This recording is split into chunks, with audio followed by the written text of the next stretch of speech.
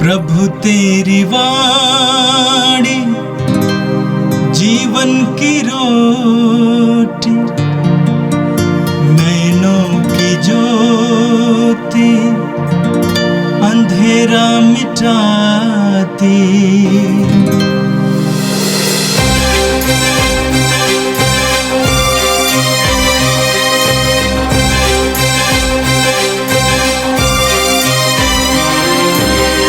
प्रभु तेरी वाणी जीवन की रोटी, नैनों की ज्योति अंधेरा मिटाती। प्रभु तेरी वाणी जीवन की रोटी, नैनों की ज्योति अंधेरा मिटाती। वाणी वाणी वाणी वाणी वाणी पवित्र है, शाश्वत है, जीवन का मन्ना है। 25 जून मंगलवार।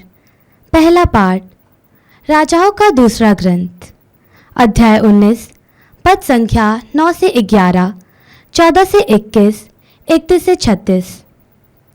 असुर के राजा सन्हेरिब ने हिजकिय्याह के पास दूतों को भेजते हुए उससे कहा, यहूदा के राजा हिजकिय्याह से यह कहना, तुम अपने ईश्वर पर भरोसा रखते हो, जो तुम्हें यह आश्वासन देता है कि यरूशलेम असुर के राजा के हाथ नहीं पड़ेगा।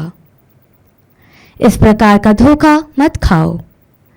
तुमने सुना है कि असुर के राजाओं ने सब देशों का सर्वनाश किया है, तो तुम कैसे बच सकते हो? हिजकिय्याह ने दूतों के हाथ से पत्र लेकर पढ़ा।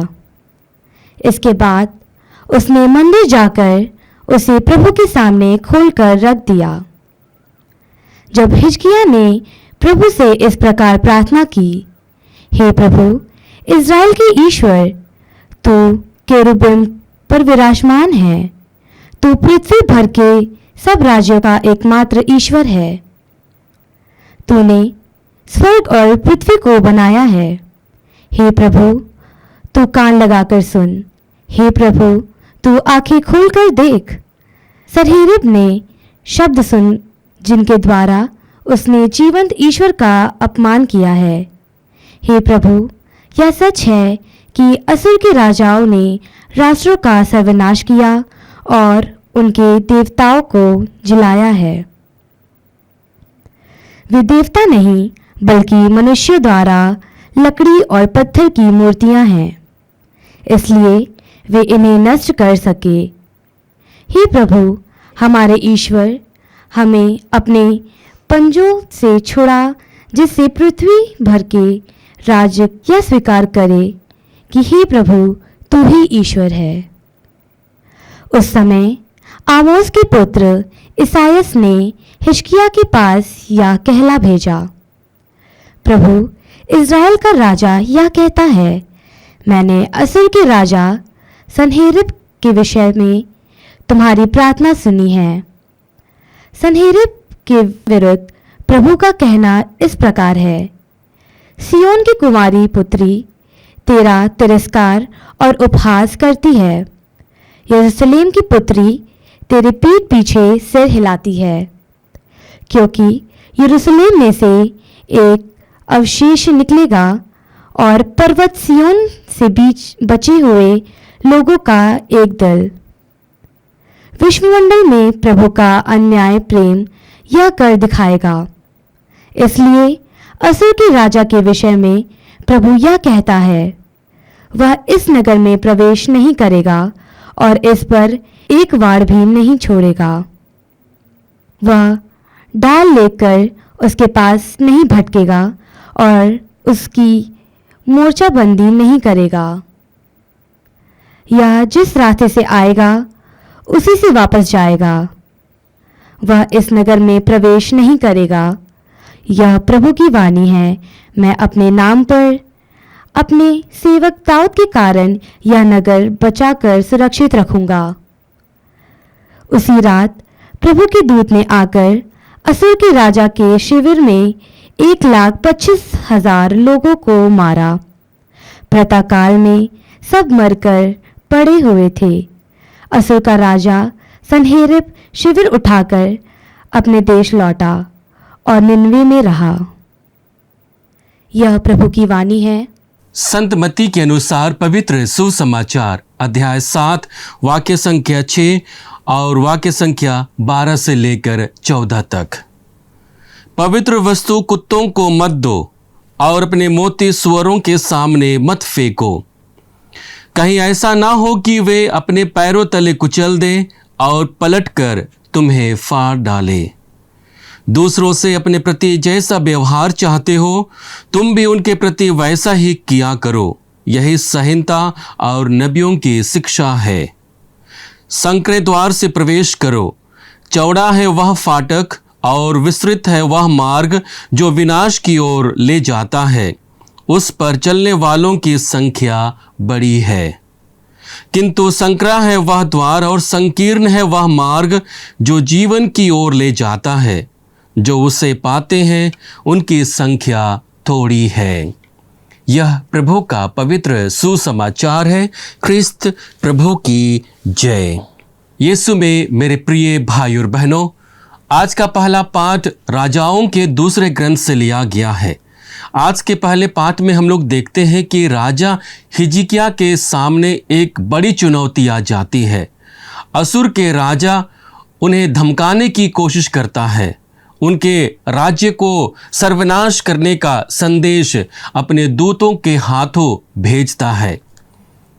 यहाँ पर हम देखते हैं कि असुर के राजा हिजकिय्याह के विश्वास को तोड़ना चाहता है, क्योंकि वह भली भांति जानता है कि इस्राएली जनता और उनके जो राजा हैं वे ईश्वर के परम भक्त हैं और ईश्वर सदैव उनके साथ होता है और उनका साथ देता है। उन्हें युद्ध में हराने से पहले वह चाहता है कि वह हिजकिय्याह के विश्वास को तोड़े और इसलिए उसे यह बताते हुए संदेश देता है कि जल्द ही यरूशलेम उसके अधीन होगा, क्योंकि वह बहुत ही शक्तिशाली राजा है। हम वचन में पढ़ते हैं, राजा को खबर मिली थी कि कुश के राजा तिरहाका उससे लड़ने आया है। यह सुनकर असुर के राजा ने फिर से हिजकिय्याह के पास दूतों को भेजते हुए उससे कहा, यूदा के राजा हिजकिय्याह से यह कहोगे, तुम अपने ईश्वर का भरोसा करते हो जो तुम्हें यह आश्वासन देता है कि यरूशलेम असुर के राजा के हाथ नहीं पड़ेगा। इस प्रकार का धोखा मत खाओ। तुमने सुना है कि असुर के राजाओं ने सब देशों का सर्वनाश किया है, तो तुम कैसे बच सकते हो?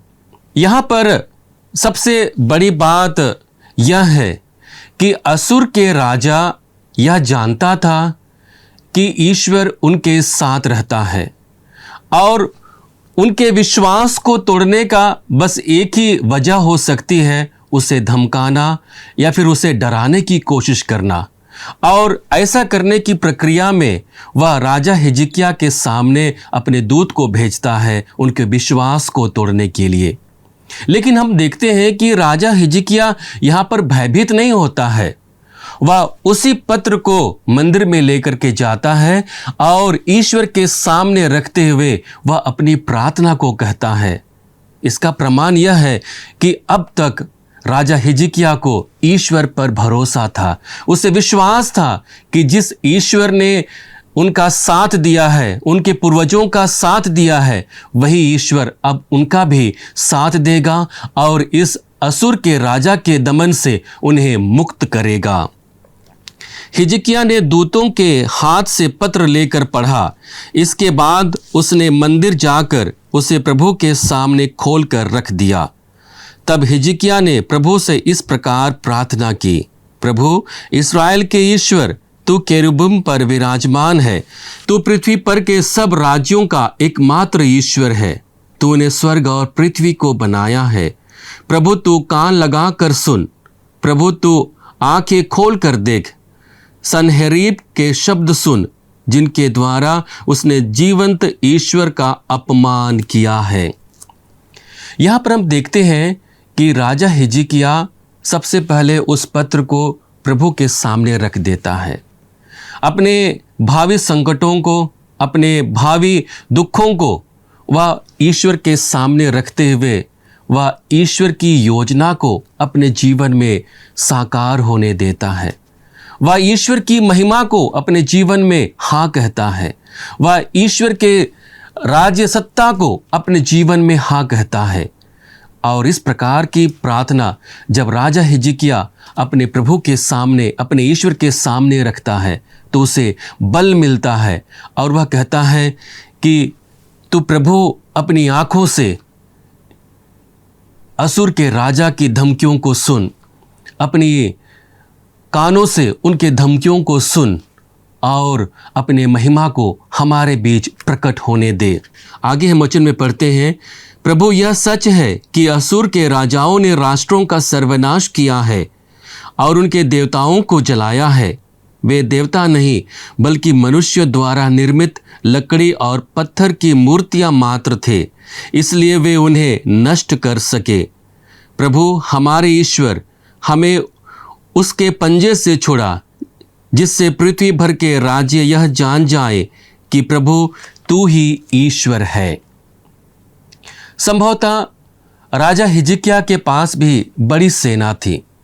वह चाहता तो असुर के राजा का मुंहतोड़ जवाब दे सकता था और संभवतः वह अगर जीतता तो उसकी वाहवाही होती। लेकिन यहाँ पर राजा हिजकिय्याह वह ईश्वर की योजना को साकार करने की कोशिश करता है। वह उसकी महिमा को अपने लोगों के बीच प्रकट होते देखना चाहता है और इसलिए प्रार्थना करता है कि हो सकता है कि असुर के राजा ने बहुत सारे देशों पर विजय पाई है, उनके देवताओं को नष्ट किया है, लेकिन उनके देवता संभवतः लकड़ी और पत्थर के बने हुए थे और इसी कारण से असुर के राजा ने उनका सर्वनाश किया। और इसके साथ ही साथ अपने विश्वास को रखते हुए कहता है कि तू हमारा राजा है, तू हमारा ईश्वर है, जो उसके बल से कभी भी समाप्त नहीं हो सकता है, और उसी बाहुबल को हमारे सामने प्रकट कर। और अंत में हम पाठ में देखते हैं कि असुर के राजा का सर्वनाश होता है। उनके कम से कम 1.5 लाख सैनिकों का अंत हो जाता है और इसके साथ असुर के राजा वहाँ से निनेवे भाग जाता है और वहीं पर रहने लगता है। यीशु में मेरे प्रिय भाई और बहनों, जीवन में सदैव हमारे सामने चुनाव होता है और उस चुनाव में हम अपने जीवन को जीने की कोशिश करते हैं। लगातार हम अपने जीवन में चुनाव करते रहते हैं। हमें करना है, नहीं करना है, हमें जाना है, नहीं जाना है, हमें कहना है, नहीं कहना है। और इसी प्रक्रिया में संभवतः हम ईश्वर के योजना को भी पूरा करने लगते हैं और उस योजना को पूरा करने के लिए सर्वप्रथम हमें ईश्वर के सम्मुख अपने आप को लाने की आवश्यकता है। अपने जीवन के कष्टों को, भय के क्षणों को प्रभु के सामने रखने की आवश्यकता है। जब भी हम दुख से भयभीत हो जाते हैं, दर्द से कराह उठते हैं, सबसे पहले हमें प्रभु के पास आने की आवश्यकता है और प्रभु के सामने अपनी सारी बातों को रखने की ज़रूरत है, क्योंकि वह हमारा तारनहारा है, वह हमें बनाने वाला है, वह हमारा मुक्तिदाता है और इसलिए वह हमारी सुधि लेता है। ज़रूरत है कि हम अपने जीवन में सबसे पहले प्रभु को स्थान दें और उसके बाद दुनियावी चिंताओं को स्थान दें। और इस प्रकार का जब हम धार्मिकता का जीवन जीने लगते हैं तो ईश्वर की योजना हमारे जीवन में पूर्ण होती है।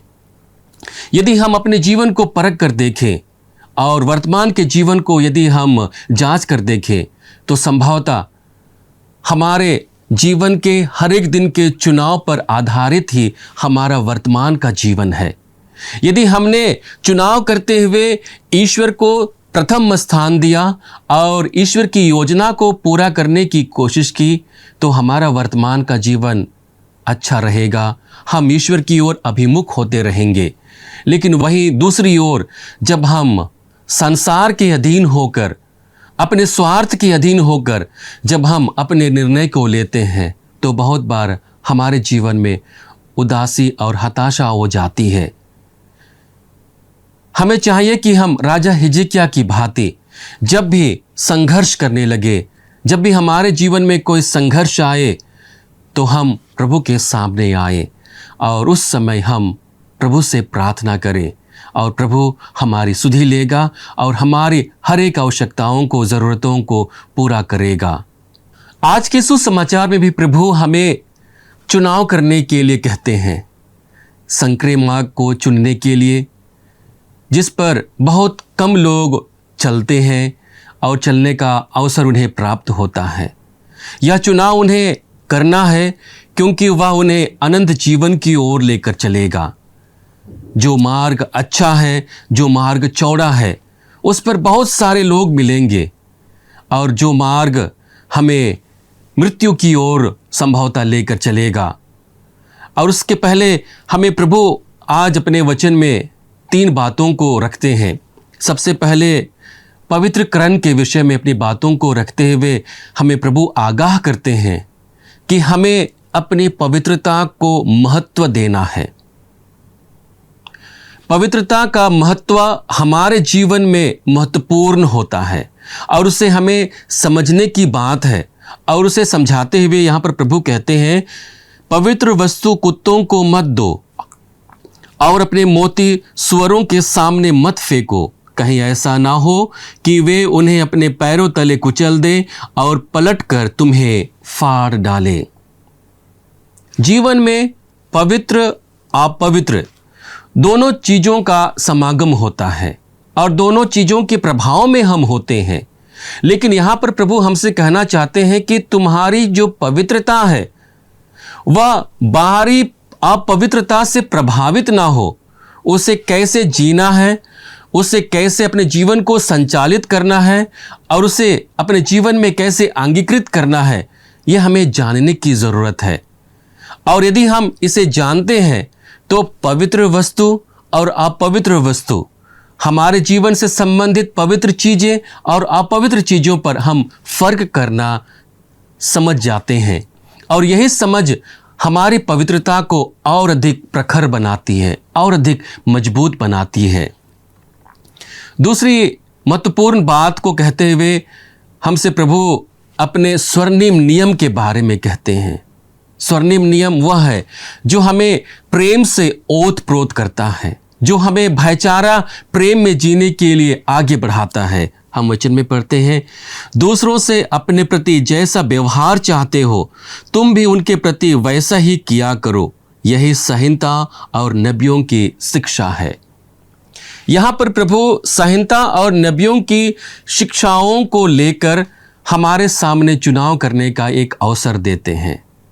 प्रभु कहते हैं कि तुम दूसरों के प्रति अपने लिए जैसा व्यवहार चाहते हो तुम भी उनके लिए वैसा ही क्या करो।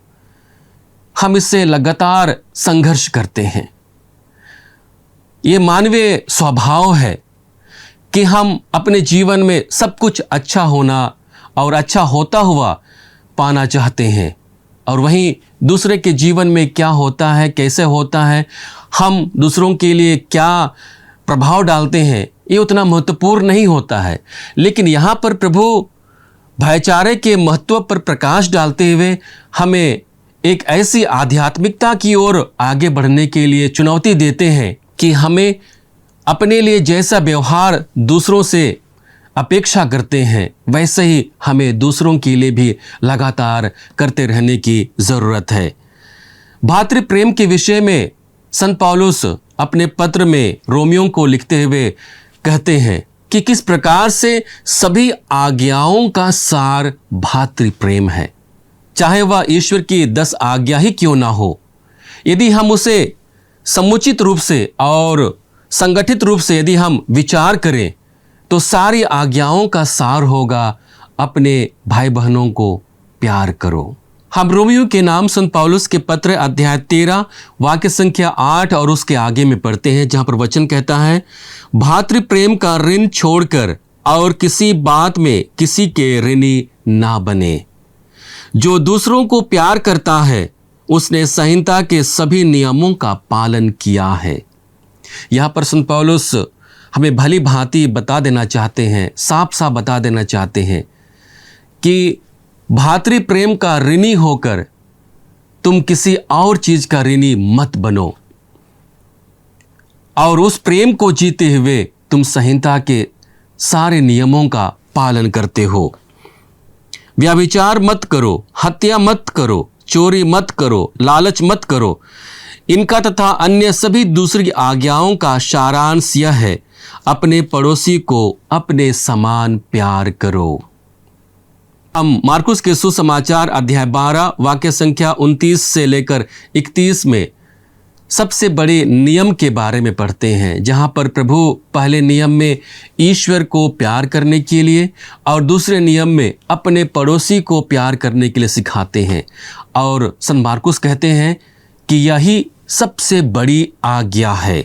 हम मत्ती के सुसमाचार अध्याय 22 वाक्य संख्या 36 से लेकर 40 के बीच में पढ़ते हैं, जहां पर प्रभु यीशु एक बार फिर से समस्त संहिता और नियमों की शिक्षा पर अपनी इस शिक्षा को अवलंबित करते हैं और कहते हैं कि तुम प्रभु को सारे हृदय से, सारे मन से, सारे शक्ति से प्यार करो। और दूसरी आज्ञा को कहते हैं कि अपने पड़ोसी को अपने समान प्यार करो। और यही आज्ञा है, यही दो आज्ञा है जिस पर समस्त संहिता और नबियों की शिक्षा अवलंबित है। और इसी जीवन को जीने के लिए हमें संत पौलुस एक बार फिर से आगे बढ़ाने की कोशिश करता है कि हमारे जीवन में यदि हम प्रेम का, भातृ प्रेम का जीवन जीते हैं तो हम ईश्वर की सारी आज्ञाओं का, नियमों का अपने जीवन में पालन करते हैं। आगे संत पौलुस कहते हैं, प्रेम पड़ोसी के साथ अन्याय नहीं करता, इसलिए जो प्यार करता है वह संहिता के सभी नियमों का पालन करता है। यीशु में मेरे प्रिय भाई और बहनों, आज का सुसमाचार और पहला पाठ हमें अपने जीवन में कुछ अच्छा कर जाने का, अच्छा चुनाव करने का एक अवसर देता है।